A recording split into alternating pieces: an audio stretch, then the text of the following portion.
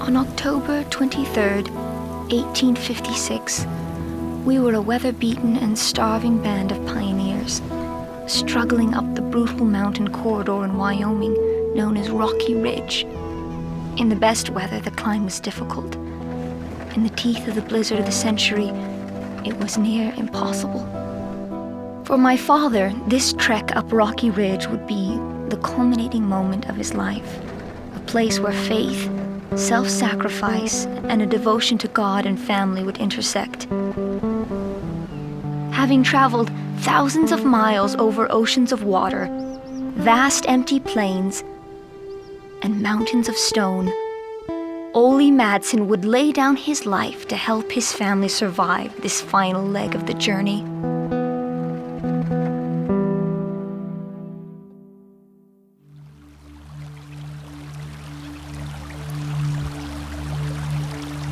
Before the arrival of the 19th century, freedom of expression was severely limited in our native nation of Denmark.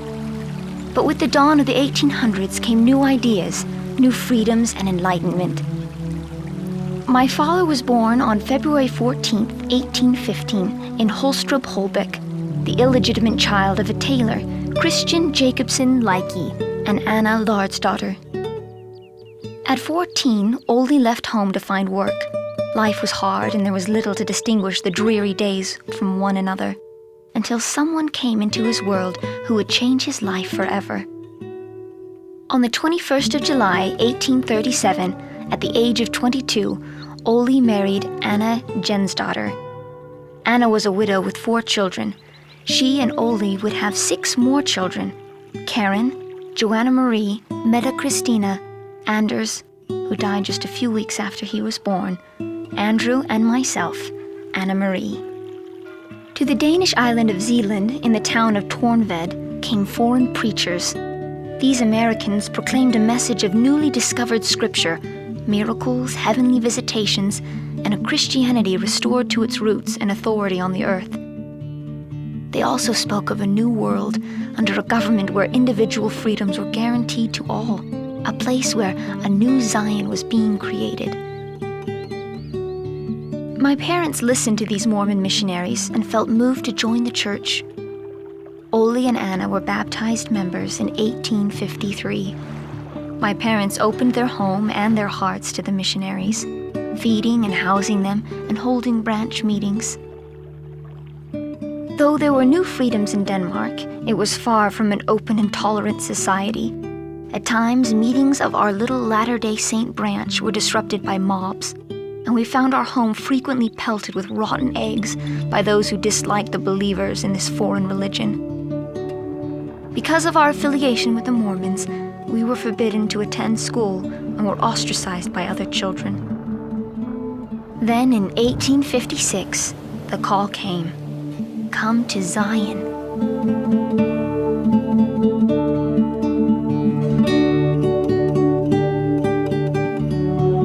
With help from the Perpetual Immigration Fund, we prepared to leave Tornved and begin our journey to Zion. In March of 1856, our family left for Copenhagen. When the Lord calls His saints to do anything, if they will rely upon Him and do the best they can, He will fit the back to the burden and make everything bend to the accomplishments of His purposes. We left Denmark on April 23rd, 1856, by the steamship Rhoda to Germany, then on to England. There we boarded the Thornton, bound for America. The Danish saints were given the lower deck. The quarters were crowded and cramped, so my father slept on deck with the men and older boys, while the rest of us stayed in a cabin. When the ship reached open sea, almost everyone got seasick. The journey across the Atlantic was both an adventure and a hardship, as most of us had never been more than a few miles from villages where we were born. There were births, deaths, strong gales, heavy seas, icebergs, and once even a fire on board. Through all of this, we kept our eyes on the goal ahead and continued to be hardworking and organized. The usual routine was that at the signal of a bugle or the ship's bell, the saints rose, cleaned their quarters, had prayer, and breakfasted in assigned groups. During fair weather, talks by the elders and prayer meetings were held on the deck. It was common to sing and to dance. 10 o'clock. The Scandinavian saints gathered for worship. Elders Amundsen, Svensson, and Larsen delivered sermons and encouraged us to preserve a good spirit in love and unity. The good weather caused the company to be happy, and they rejoiced in song. 4 brethren made music to which there was dancing on the deck. We were united and felt contented as possible under the circumstances. The captain of the ship noted that great order prevailed. We arrived in New York at Castle Garden on June 14th. 6 o'clock. The land of America came into view, which produced universal happiness and a deck full of people.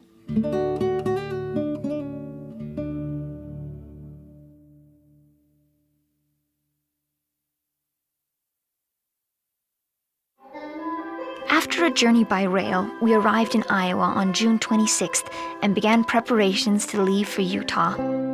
5 handcart companies crossed the plains in 1856. The first 3 arrived in Iowa City in April and May. Church agents equipped them, gave them some rudimentary training, and sent them on their way. Our arrival, so late in the season, caught them unprepared and short of precious resources. We expected to find these handcart vehicles already at hand on our arrival at Iowa City. Nonetheless, the saints set about making preparations. My father, Ole, and the rest of our family worked hard to ready ourselves for the long journey. Everybody in the camp appeared to be busy making handcarts, yokes, etc., and the sisters helped to make tents. Seasoned wood was scarce, and the handcarts were now made of green wood. The delays grew longer, and many weeks were lost before our handcart company could get on the trail. In the morning, we bathed in a little river or large stream which crosses through meadow and woods. Here the sisters have a good opportunity to wash and clean. The freedom that one has here is not known in Denmark. The company had shooting practice and assemblies in order to celebrate the day that the North American people won their freedom and a constitution. Finally, the day arrived. We prepared to make the trek to Zion. Orders were given to pack up. We are happy that the time is near for the journey to continue. We will gather experiences that will follow us into eternity. The Lord will bless and preserve the faithful who will do His will. In all its history, the American West never saw a more unlikely band of pioneers. Most of them, until they were herded from their crowded immigrant ship, had never pitched a tent, slept on the ground, cooked outdoors, or built a campfire. They had not even the rudimentary skills that make frontiersmen. The Willie Handcart Company consisted of 500 people, 120 handcarts, and wagons to carry tents and provisions.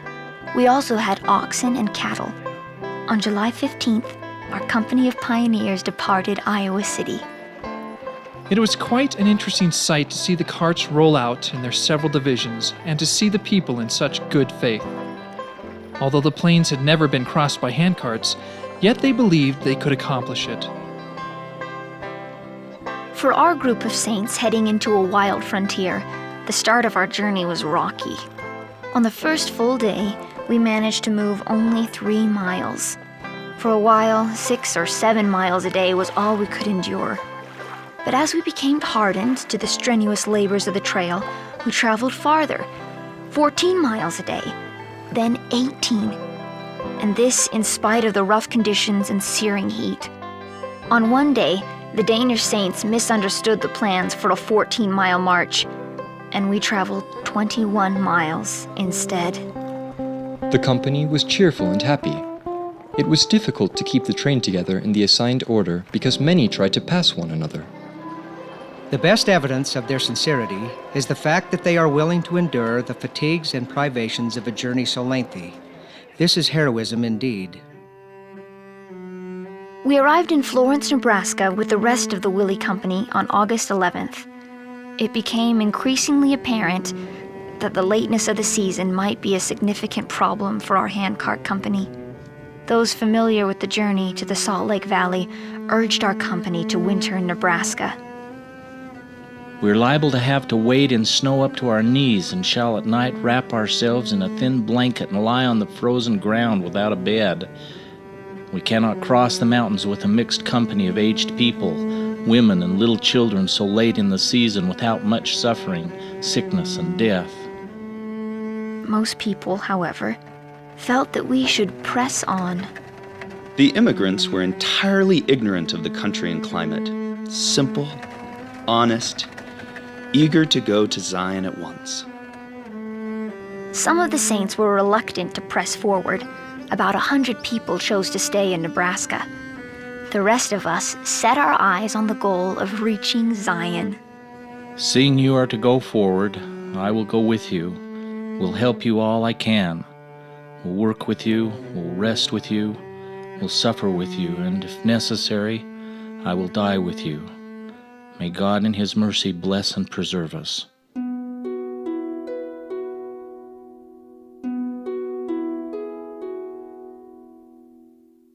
On the 17th of August, the Willie Company left Florence and the last vestiges of civilization behind. We were on the trail once more. Now we were truly headed into a wild and untamed land.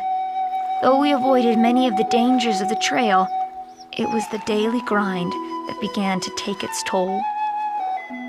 We continued our toil day after day, pulling our handcarts with our provisions or rations, our little children, etc., through deep sands, rocky roads, or fording streams. It was a dreary journey. On August 19th, we reached the Elkhorn River. We camped by a stream where we found good water and good grazing for the cattle. 8 o'clock prayer gathering. Brother Amundsen gave a sermon and warning to those who are disorderly in their work. Ole Madsen borrowed 20 cents for hooks and line. We pressed on into the unknown. Only our hope and faith in Almighty God to sustain us. We traveled several miles over hill and dale and saw buffalo by the thousands. During the noon hour, Ole Madsen shot a large buffalo and an Englishman another. As the unseasoned lumber dried out and shrank, our handcarts began to break down. The grit of sand and rocks began to take their toll on the wheels and axles. The only drawback to this part of the journey were the constant breaking down of the carts and delays caused by repairing them. Our troubles soon worsened. On the night of September 3rd, we lost most of our oxen. With the meager food stores we had left, we teetered on the edge of disaster. We hunted for our livestock 3 days in every direction, but did not find them. Before prayer, we held council in which it was decided that the handcarts should be loaded with sacks of flour and tents from the wagons.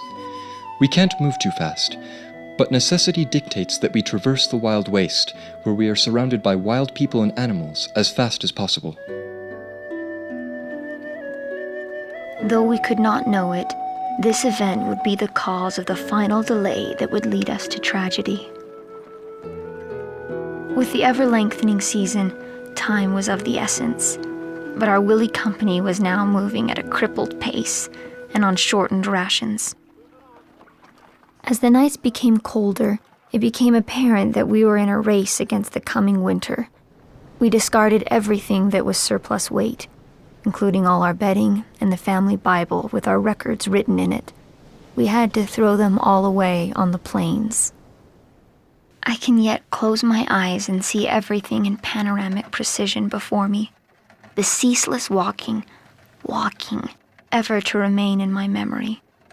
Many times I would become so tired and childlike would hang on the cart, only to be gently pushed away.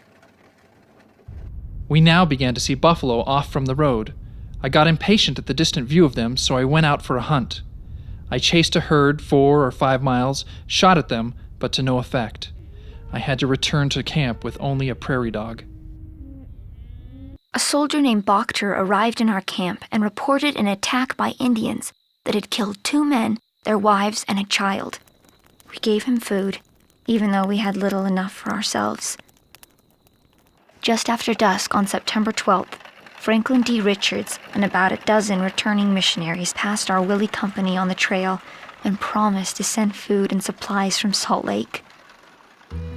On September 30th, we arrived at Fort Laramie, having necessarily expended considerable time in the repair of handcarts. Hoping to resupply, we were sorely disappointed. Due to the lateness of the season, Fort Laramie had little in the way of food and could only provide a couple of barrels of hard bread and a bit of bacon. Soon we were on the trail again. Shortly after leaving Fort Laramie, it became necessary to shorten our rations that they might hold out and that the company be not reduced to starvation. The reduction was repeated several times. We pushed ahead. It was ascertained that at our present rate of travel and consumption of flour, the latter would be exhausted when we were about 350 miles from our destination. Our old people are nearly all failing fast. My father and the other men soon began sacrificing their own small portions in an attempt to buoy up their families. The men gave most of the food to the children and the women, and I can remember yet seeing my father and the other men go away, so they could not smell the food cooking and so they would not be hungry. We resorted to eating anything that could be chewed, even bark and leaves of trees. We youngsters ate the rawhide from our boots. This seemed to sustain life. Exhausted, near starvation, we were about to face our final challenge. The mountains before us revealed themselves to view, mantled nearly to their base in snow, and tokens of a coming storm were discernible in the clouds, which each day seemed to lower around us. With the breath of a northern wind, the unseasonably warm weather turned. Temperatures dropped. My father, Ole, chose to carry us across rivers to spare us from the cold water and the colder march that followed. His ragged clothing, soaked through, wouldn't dry, but instead froze on his body. Our rations of flour was reduced from 1 pound to 12 ounces for adults, and from 8 ounces for my children to 6 ounces a day. Some would sit down by the roadside and die. My younger sister, Carolyn, 17 years old, after traveling all day, took off her apron to tie some sagebrush in. They found her chilled and dying and carried her into camp. She was placed in an unmarked grave. The next morning when we got up, we found the snow about 6 or 8 inches deep. The camp was hungry, naked, and cold. To rush them into the snow would be certain death to a great many of them. Winter came all at once, and that was the first day of it.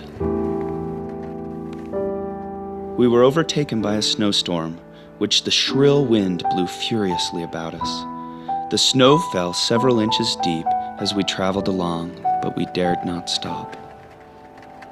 This, however, was just the first whisper of the real oncoming storm.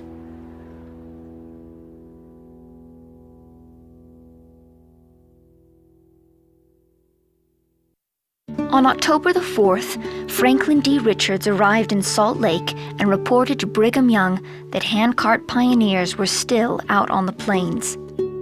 I shall call this day. I shall not wait until tomorrow, nor until the next day. Many of our brethren and sisters are on the plains with handcarts, and they must be brought here. Go and bring in those people. The sisters stripped off their petticoats, stockings, and everything they could spare right there in the tabernacle. This prophetic call to action was made weeks before the storm would trap our poor company in the wastes of Wyoming. The missionaries who had just returned with Franklin D. Richards were the first to volunteer. That same day, the rescuers met in Brigham Young's office to receive priesthood blessings before the journey. All hoped for the best and prepared for the considerably worse. A better outfit and one more adapted to the work before us, I do not think could have possibly been selected if a week had been spent fitting up.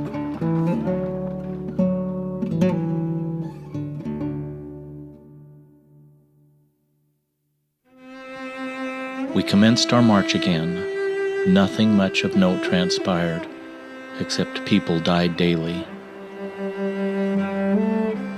The morning of the day on which the storm came, we issued the last ration of flour.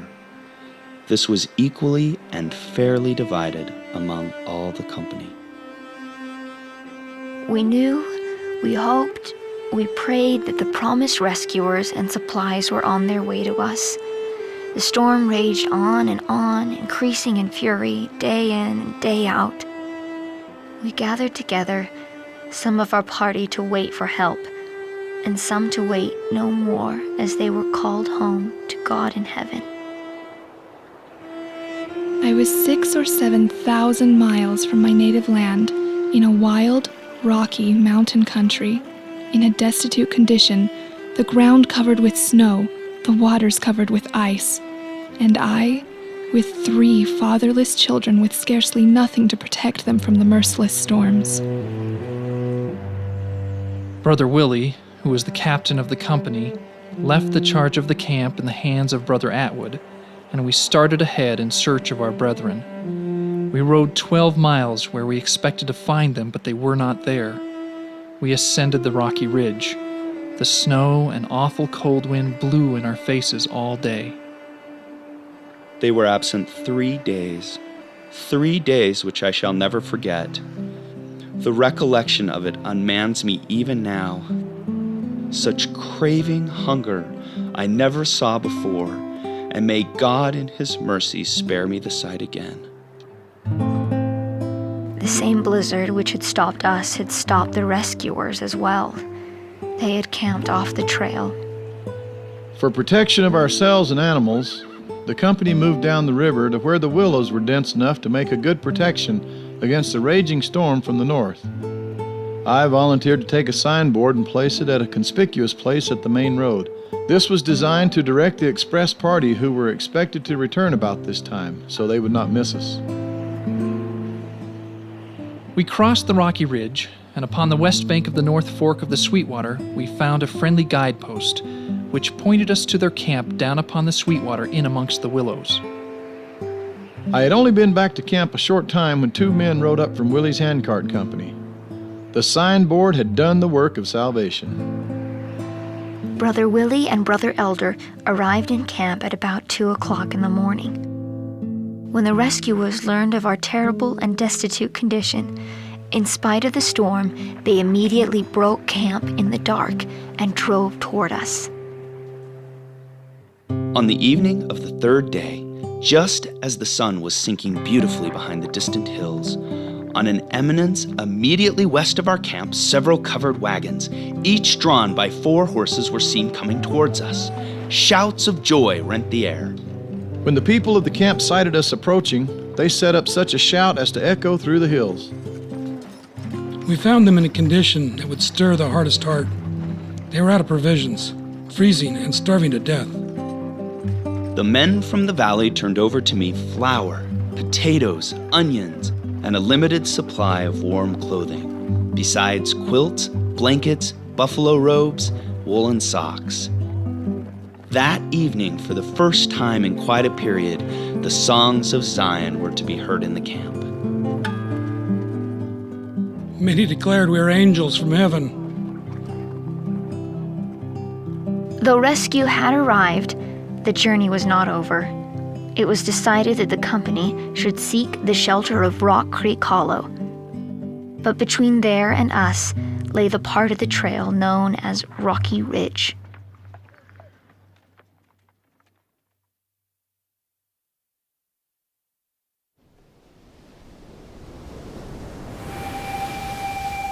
On the 2nd day occurred the most terrible ordeal of the entire journey, an ascent of Rocky Ridge. The wind blew awfully hard and cold. The ascent was steep and covered in deep snow. We became weary and sat down to rest. Some became chilled and commenced to freeze. I had not gone far up before I overtook a cart that the folks could not pull through the snow. I helped them along, and we soon overtook another. by all hands getting to one cart, we could travel. Throughout the night, people and carts were brought into camp. 2 teams loaded with the sick, dying, and dead didn't reach camp until 5 a.m.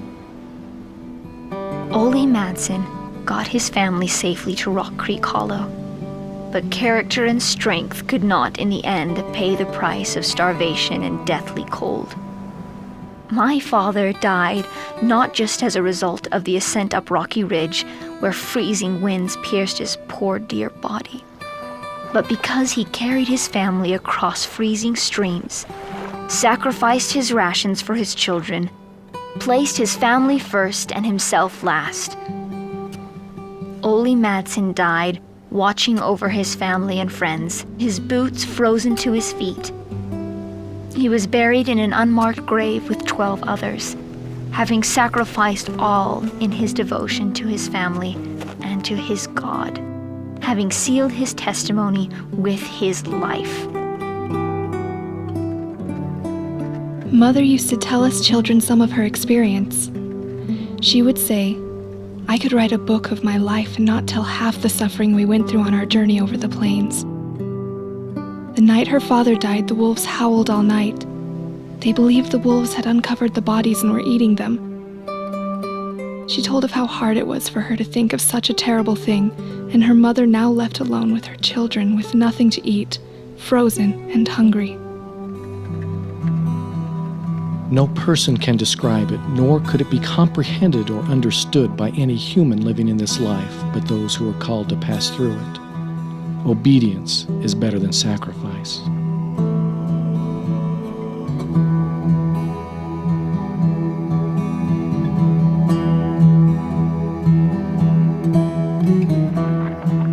As we traveled with our rescuers to the valley of the Great Salt Lake, though the resources were sufficient to keep the hardy alive, they were still never enough to truly eliminate our suffering. Words inadequately expressed our appreciation to our rescuers. They could never really understand the depth of our loss. Sometimes when the men baked flapjacks, as they used to call them, they would burn some and throw them away. My poor mother would pick these up and take them to the bushes to eat them because she was so hungry. The snow was still falling on November 6th as we made our way down Echo Canyon. At last, on Sunday, November 9th, we finally arrived in Zion. Our toilsome journey was hard to endure, but the Lord gave us strength and courage. At last we emerged from amongst the mountains and the beautiful valley with all of its loveliness spread out before our view. My heart was filled with joy and gratitude. The lovely city of Great Salt Lake lay about 5 miles distant in full view as we entered it. The journey was o'er at last. I do not want to see them put into houses by themselves. I want to have them distributed in the city among the families that have good and comfortable houses. Prayer is good, but when baked potatoes and pudding and milk are needed, prayer will not supply their place. How inadequate is language to depict or pen to write the soul-stirring pleasure and gratitude to the all-wise Creator for our safe arrival home.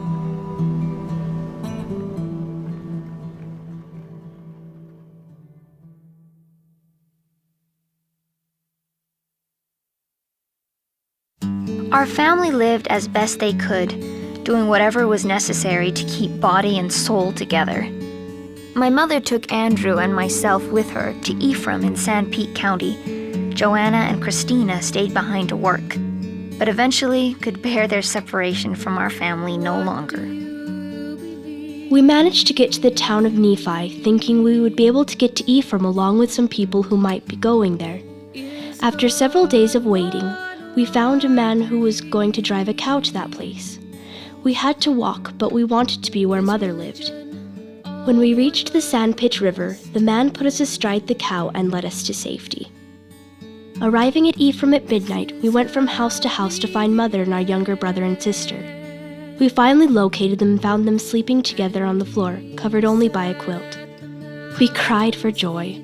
Cold and hungry though we were, We were happy we were together. Leonard Ericksen penned the following words in tribute to his mother, Anna Marie Madsen. The first conscious remembrance I have of my mother is of a wonderful smile hovering over me. I found her smile was born of the Spirit. My mother's courage was not the sink or swim, live or die variety. Life to her was not a struggle or affliction, but a beautiful privilege to act and live. She loved the world and everything in it, and the great Giver for allowing her to be part of His creation. This was the secret of her smile. When I shall behold it no more in the flesh, this smile, its impress which distance cannot dim nor time efface, will still be my pilot even to life's sunset, with the assurance that whatever comes must be best and good, for God is in His heaven. My father was a simple man. He had worked hard all his days. He responded to the quiet promptings of the Spirit and allied himself and his family with the saints of the restored Church of God on the earth. He did all that was asked and more, sacrificing his life to leave a lasting and eternal legacy. Even as it was said of Brother Joseph and Brother Hiram, my father has glory as his eternal reward. Paul said to the Romans, "By the obedience of one shall many be made righteous." Ole Madsen was that sort of man, a man who walked in obedience to God. We will never forget the gift that is to us, our children, and our children's children. Questions asked of things I never knew. When would have I discovered the things I now believe? The answers that I've received. And we sat at the mountain's feet as the leaves fell. I remember oh so well. Questions flung skyward past the setting sun. So many choices, which is the one?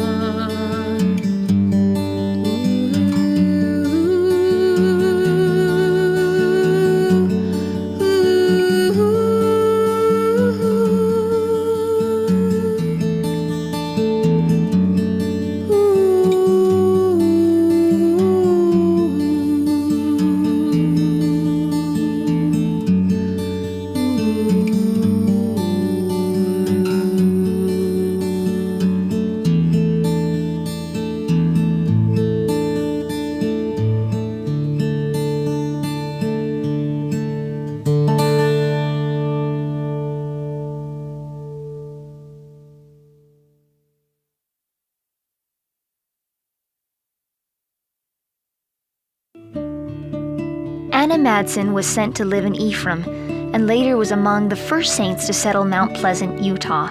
She married Hans Christensen and died June 15, 1864, 7.5 years after arriving in the Salt Lake Valley. She had the courage and the strength to get her family to Utah after losing her husband on the trail, and was blessed to see her family settled in Zion. Joanna Maria Olesdotter lived with her mother in Ephraim for 2 years before moving to Mount Pleasant, where she met and fell in love with Martin Aldrich, a young convert to the church whom she married in 1860. They had 7 children. After Martin died in 1919, she remained independent and managed her own home without assistance. She was of exceptional physical vitality and mental vigor. She died on the 6th of May, 1942, in Mount Pleasant, Utah, at the age of 101. Meta Christina Olesdotter married James Christensen Harborough in 1858. They had 7 children, 5 girls and 2 boys. Christina was full of faith throughout her life, uncomplaining, kind to others, and generous. teaching her children the gospel and continuing the legacy of her father with hard work, self-sacrifice, and a joyful love for those whose lives she touched. She passed away on November 15th, 1900, at Mount Pleasant, Utah, at the age of 57. Anna Maria Ole's daughter met Hans Peter Ericksen in Mount Pleasant and married him on the 4th of April, 1865. They moved to Grand Island, Nebraska. From 1869 to 1880, 6 of their 7 children died of diphtheria. Returning to Mount Pleasant in 1881, they had 3 more children. 2 of these children also died. Of the 10 children born to Anna Marie, only 2, Christian and Leonard, survived childhood. She had walked to Utah with the Willie Handcart Company, returned to Nebraska in a wagon train, and in 1881 returned to Utah by rail. Through a lifetime of hardship, it was her kindness to others and her smile that her children most remembered. She died at the age of 83 on the 3rd of September, 1929, in Hamer, Idaho, in the home of her son, Leonard. She was buried in Mount Pleasant, Utah. Andrew Oleson moved to Mount Pleasant in 1859 and helped to build a fort there. In 1874, he married Anna Marie Jensen, and they moved to Chester, where they purchased a farm. Later, he moved to Spring City. He and his wife had 8 children. He died on the 13th of May, 1936, in Spring City, Utah, at the age of 86. In March of 1856, as the family prepared to continue their journey from Copenhagen, Karen Ole's daughter had a dream that one of her sisters back in Tornved was dead, and they were preparing the funeral. She returned home and found it was just as she had dreamed, so she stayed and helped train the children. The family lost contact, and the search for her descendants goes on today.